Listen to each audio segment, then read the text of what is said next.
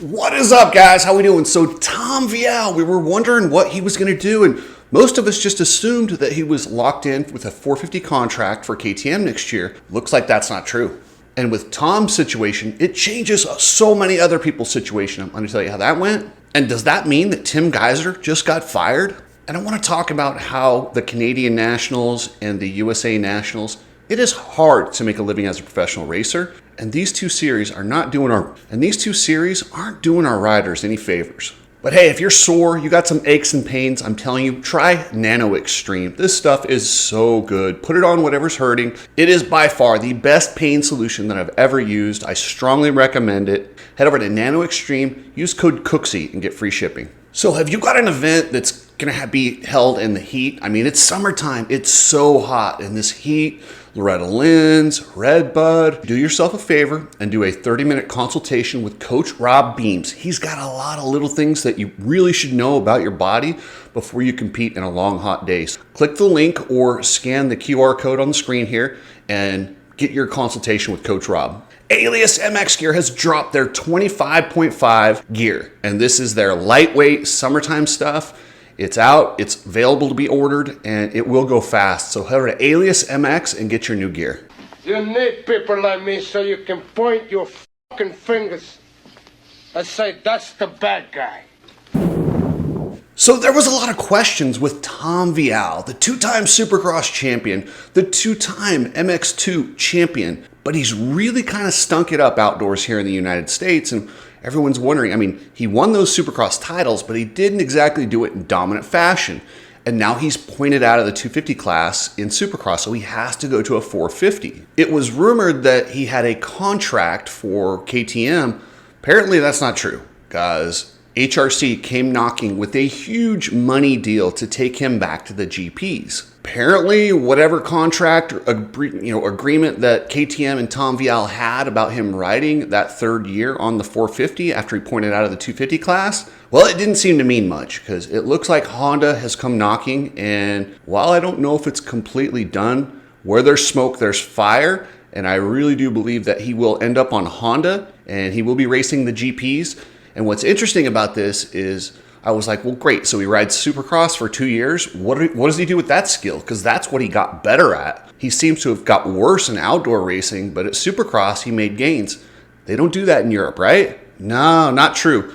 They're going to take him and he's going to ride World Supercross. So now he'll be doing the GPs and World Supercross. So he still gets to have that Supercross experience. It's not the same one, but I don't know. You put him in World Supercross in that format, he might be able to win on that 450. And before Tom Vial signed with Honda, the rumor was the Coonan brothers were going to sign with Honda. That I kind of understand because the Coonans are really young. I mean, Lucas is 18 years old, so they want to get in with the young and be on board with these guys for a lot of years. They're kind of doing that with Vial, but he's not that young. He's 24 years old. And it's not like Tim Gajser hasn't delivered for Honda. I mean, this dude was killing it earlier in the year. This is a 5-time world champion in Tim Gajser, who he looked well on his way to a 6th championship this year before he kind of went off track and they had that booby trap or that hole they dig to keep people on the track, which is one of the most unsafe, stupid things you could ever do. It was a complete fluke. Hits that,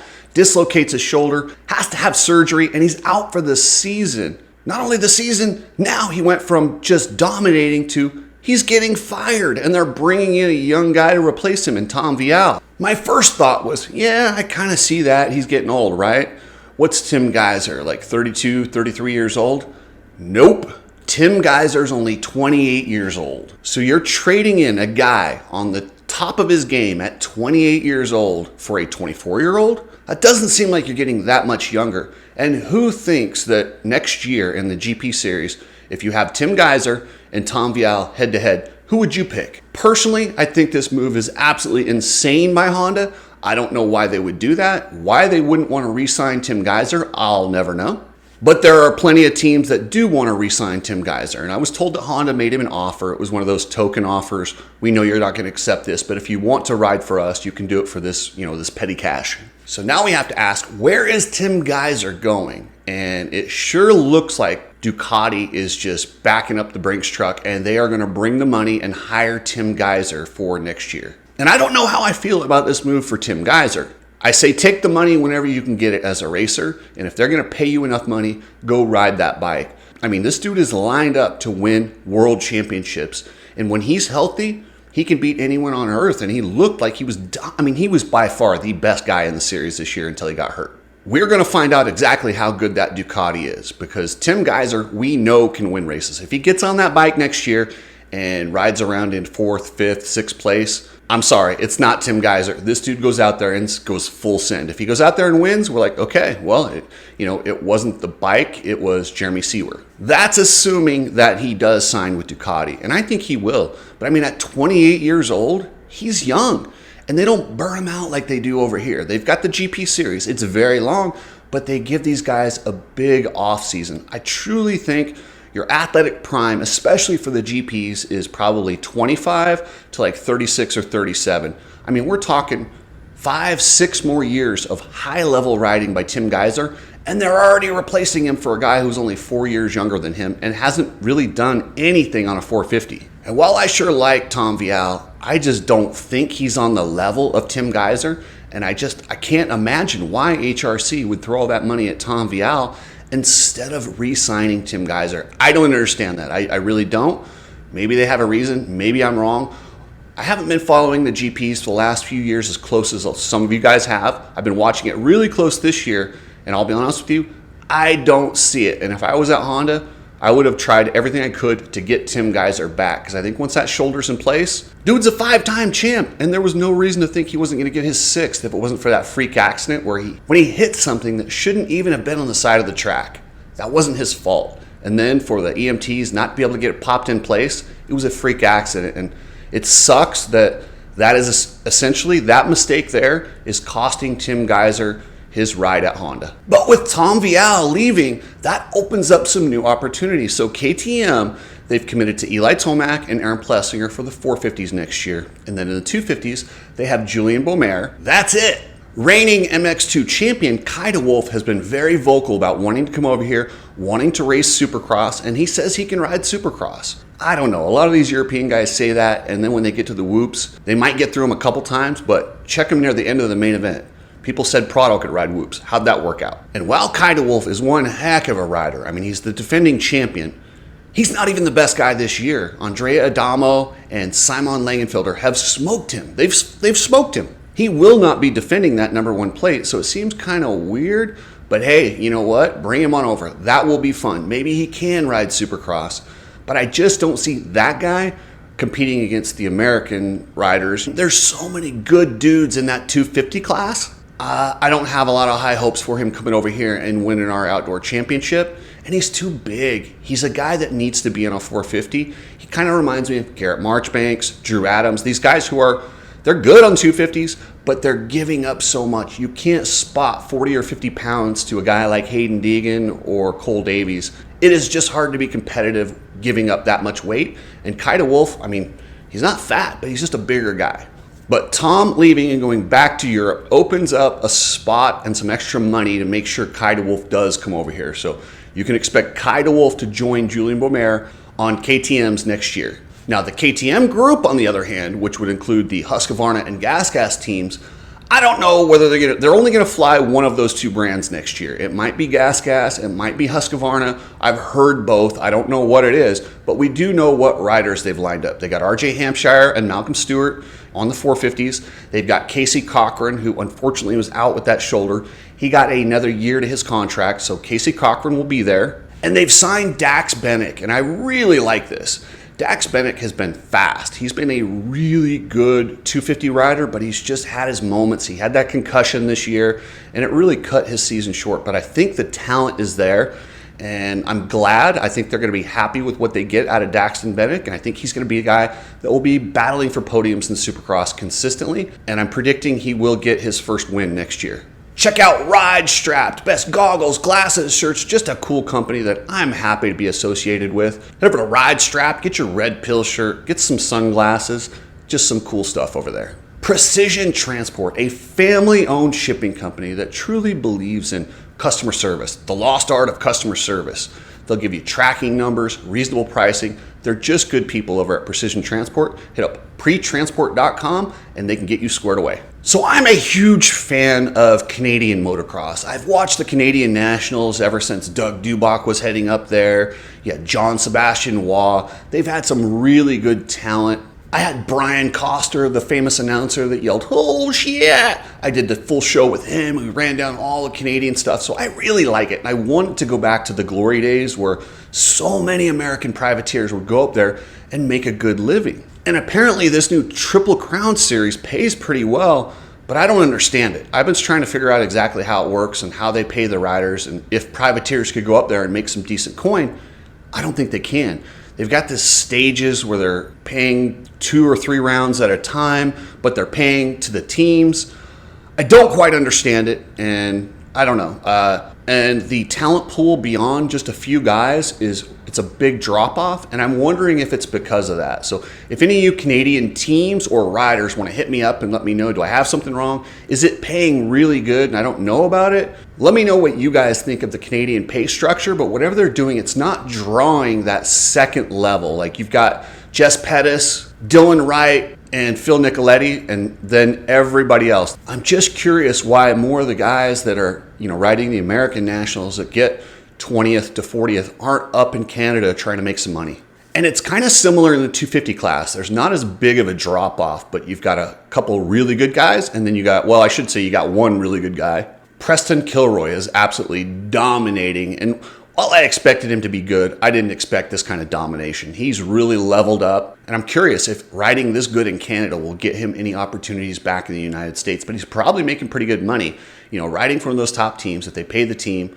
Hopefully he's doing well. Like I said, can somebody please hit me up and let me know how it's working? Because I was told that there's a lot of money in this Triple Crown series. I couldn't figure it out. I was trying to Google it, and the numbers that were coming up were just not good. And I know that that's not accurate. So Galdi or Kyle Thompson, can one of you guys call and explain to me the breakdown and this stage thing so I can explain it a little bit better? Because I'm a huge fan. I love it. I'm watching all the rounds this year. They're on Ride TV. You get the app. It wasn't very much money. Ride TV, and you can watch the races, and they got pretty good coverage, man. But life as a privateer these days is tough. I feel so bad for these guys. It is so hard just to get into the races. There's so many politics around the USA Series.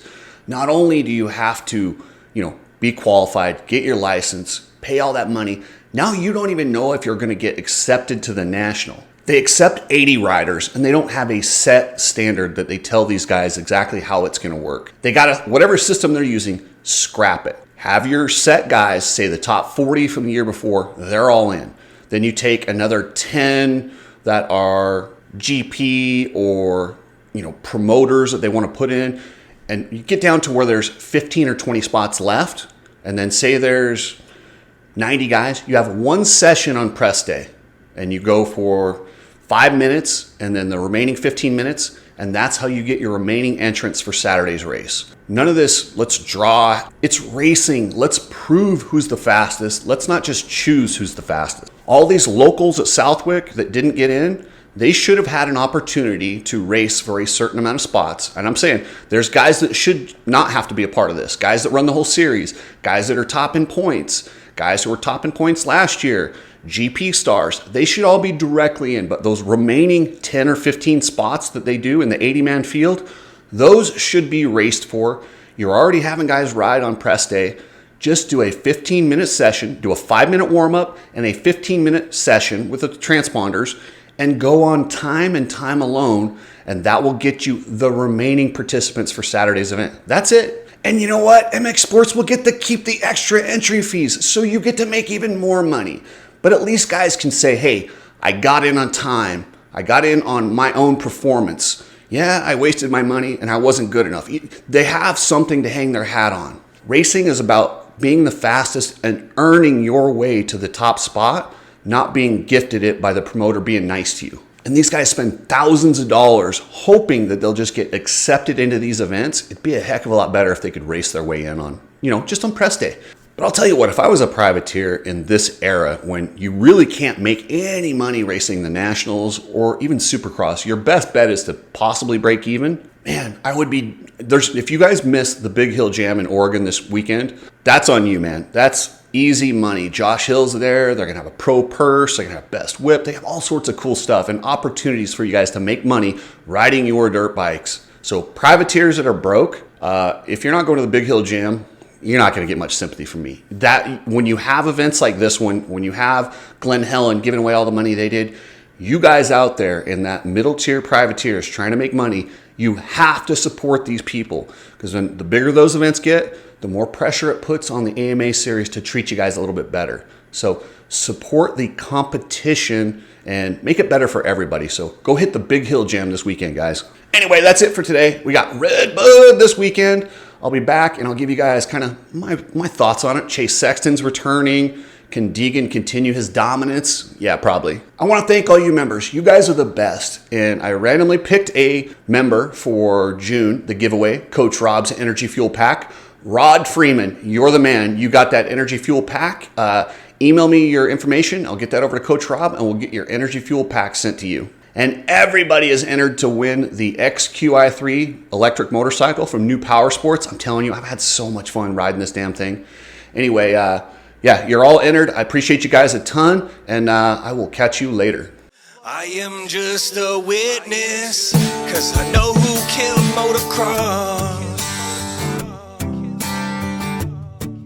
'Cause I know who killed motocross. This is the arraignment for NASCAR failed entertainment.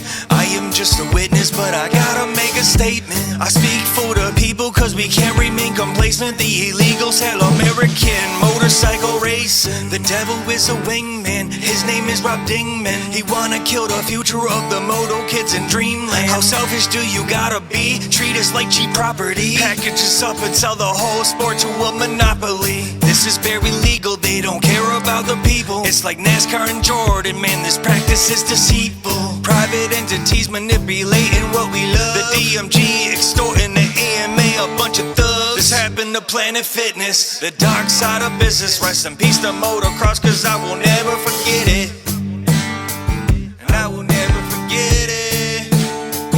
Right on. I'm reading your obituary. It says you died in 2008.